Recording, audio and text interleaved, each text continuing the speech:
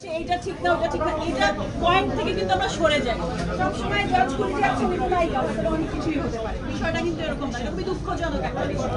আপু মানে প্রসঙ্গটা আমাদের একটু দেখি আকাশ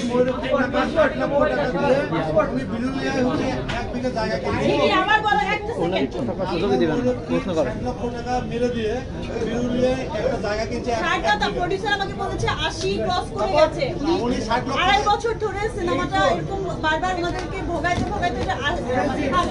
যতটা অ্যামাউন্ট ছিল তার থেকে ডাবল ছিল আপু ওনার আপনি যার কথা বলছেন রাশিদ পলাশ একটু রাশিদ পলাশ